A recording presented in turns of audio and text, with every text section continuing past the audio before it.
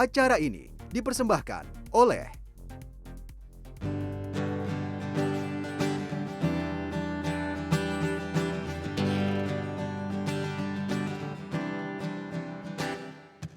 Mimpi adalah kunci untuk kita menaklukkan dunia.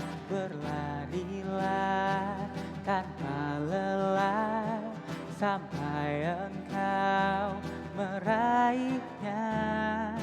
Laskar pelangi takkan terikat waktu.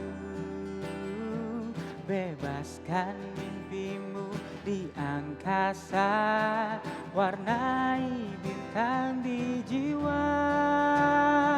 Oh, menarilah dan terus tertawa, walau dunia tak seindah surga. Bersyukurlah pada yang kuasa, cinta kita di dunia, oh, selamanya. Halo Healthyzen, lagu ini khusus saya persembahkan untuk seluruh anak Indonesia yang sedang mengejar mimpi meski di tengah pandemi. And welcome back to Dear Doctor. Halo Healthyzen, Dr. Algufron balik lagi di Dear Doctor. Saya hari ini standby lagi di sini.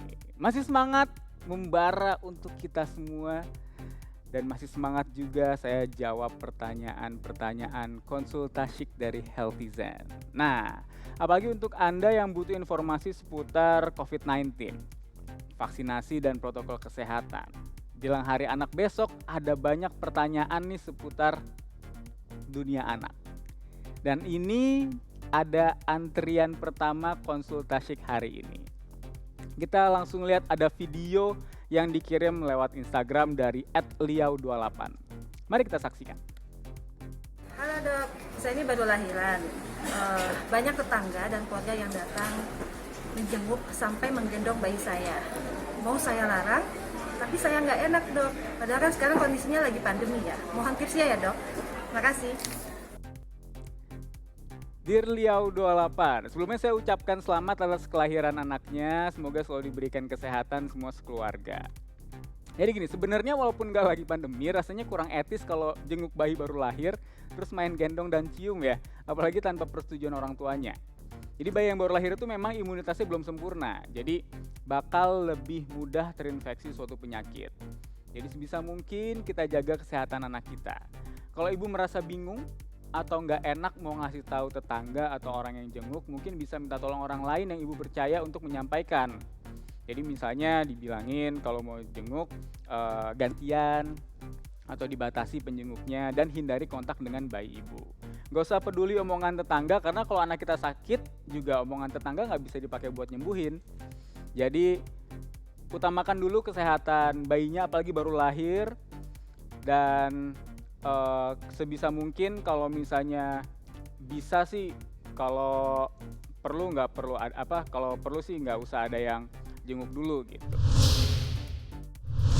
Oke, selanjutnya ada pertanyaan dari Kangen Mega Putri, ini masuk di voice note Instagram saya nih. Kita dengerin lagi. Dok, anak saya tuh masih balita dan hiperaktif. Pokoknya nggak bisa diem lah. Nah, mau tanya, gimana membuat mereka betah menggunakan masker dalam waktu lama? Dan bagaimana cara memasangkan masker pada anak-anak dengan benar? Makasih dok. Oke, Dear Kangen Mega Putri, sebenarnya kalau selama anaknya nggak bisa diem di rumah aja sih nggak perlu pakai masker ya, nggak apa-apa gitu. Nah, tapi kalaupun mau ajak anaknya pergi, perlu dibatasi nih waktunya. Jadi jangan terlalu lama, jangan perginya sampai seharian gitu. Dan harus tahu juga nih urgensi perginya tuh untuk apa. Kalau misalnya untuk rekreasi, disarankan hindari tempat yang terlalu ramai dan pilih tempat yang kids friendly. Sama kayak orang dewasa, anak-anak di atas 2 tahun perlu ada pembiasaan dan pengulangan untuk memakai masker. Apalagi dalam jangka waktu yang cukup lama. Orang-orang dewasa aja kadang kalau misalnya pakai masker masih suka gak betah gitu ya, diturunin lah, ada yang dilepas gitu ya. Jadi sebenarnya kuncinya adalah berikan contoh kepada anak, terus kemudian membiasakan anak untuk mau menggunakan masker. Diulang-ulang terus gitu. Sama seperti kita orang dewasa juga perlu membiasakan diri, adaptasi lagi untuk buat pakai masker. Mungkin pas awal-awal pandemi ada yang baru pakai masker sebentar udah ngerasa ngap. Tapi seiring berjalannya waktu sudah terbiasa, sekarang bisa pakai masker dalam jangka waktu yang lama gitu. Nah, cara memasang masker pada anak ataupun orang dewasa sebenarnya sama aja. Yang penting pastikan ukuran maskernya pas dan dapat menutupi area hidung, mulut, dan dagu. Nah, Bunda juga bisa memilih masker dengan motif yang lucu-lucu agar anak jadi lebih tertarik untuk pakai masker gitu. Nah, selanjutnya ada pertanyaan dari Twitter nih sekarang. Dari @lasanavi23.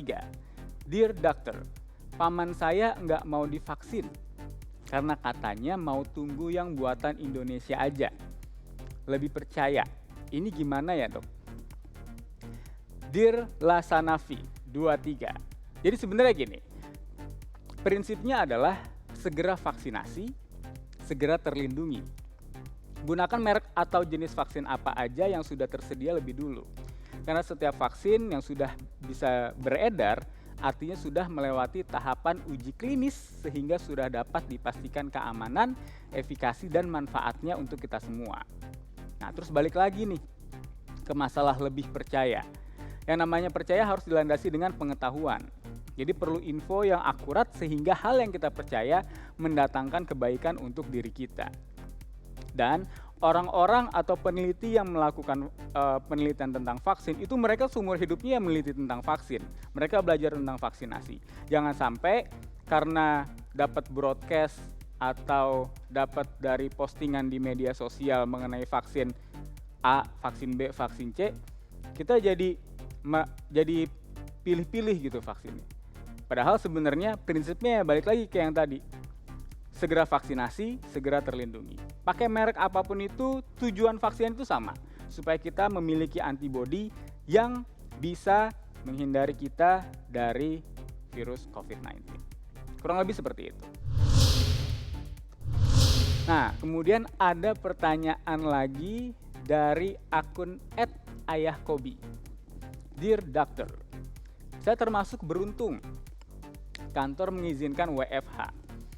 Tapi lama-kelamaan saya merasa bosan. Bagaimana cara saya bisa mengantisipasi bosannya agar mental health tetap terjaga? Dear Ayah Kobi. Nah, selain beruntung Ayah Kobi bisa WFH, sebenarnya cukup beruntung juga karena masih bisa kerja ya. Karena mungkin banyak juga di masa pandemi ini orang-orang yang harus mengalami pemutusan hubungan kerja. Jadi ya masih perlu disyukuri, masih bisa melakukan aktivitas, masih bisa bekerja gitu. Nah, yang jelas gini, menjaga mental health di masa pandemi ini menjadi salah satu pembahasan yang cukup menarik.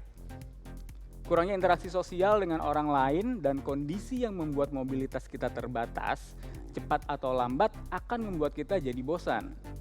Nah, ada beberapa hal yang bisa saya sarankan untuk bisa mengantisipasi rasa bosan. Yang pertama, lakukan kebiasaan Anda yang bisa membuat Anda rileks dan bahagia. Jadi misalnya hobinya apa nih? Misalnya hobinya melukis gitu, atau mungkin hobinya masak gitu. Lakukan aja hobi-hobi yang Anda sukai, yang bisa bikin Anda bahagia, Anda rileks gitu. Terus kemudian yang kedua adalah lakukan sesuatu yang belum pernah Anda lakukan sebelumnya. Karena dengan punya lebih banyak waktu di rumah, Anda bisa mencoba banyak hal baru yang siapa tahu bisa menambah value diri Anda. Misalnya tiba-tiba Anda kepikiran buat belajar bahasa Ekuador gitu. Atau kepikiran buat belajar bikin martabak gitu. Bisa aja gitu. Jadi biar nggak bosan, cari suatu kegiatan yang kira-kira kayaknya dari dulu pengen coba ini tapi nggak pernah ada waktu nih. Nah, mumpung di rumah aja ada waktunya, kenapa enggak dicoba gitu. Nah, yang ketiga yang bisa saya sarankan adalah olahraga. Kenapa? Karena olahraga itu ternyata adalah source of entertainment. Nah, kok bisa gitu? Ya, karena ketika kita berolahraga dengan teratur, tubuh kita menghasilkan happy hormones, yaitu hormon endorfin, dopamin, serotonin yang memberikan energi positif dan bisa menghilangkan stres. Intinya, tetap produktif walaupun di rumah aja, sehingga otak kita nggak punya waktu untuk merasakan kebosanan. Gitu. Oke, sayang banget waktu kita udah habis lagi untuk episode kali ini. Semoga jawaban saya tadi bisa memuaskan Healthyzen semua. Masih banyak banget nih pertanyaan-pertanyaan yang datang di Instagram, di Twitter, ataupun di komentar dari teman-teman semua. Jadi kita tetap tunggu semuanya nih, konsultasi dari kalian semuanya. Pokoknya kalau mau tanya atau ada tanggapan, boleh tulis di kolom komentar. Kalau kalian anggap video ini bermanfaat, langsung share sebanyak-banyaknya ke grup WhatsApp keluarga, ke teman-teman semuanya. Dr. Algufron pamit, sampai jumpa di episode mendatang. We share because we care. Thank you. Menarilah dan terus tertawa, walau dunia tak seindah surga. Bersyukurlah pada yang kuasa, cinta kita di dunia. Oh, menarilah dan terus tertawa, walau dunia tak seindah surga. Bersyukurlah pada yang kuasa, cinta kita di dunia selamanya. Acara ini dipersembahkan oleh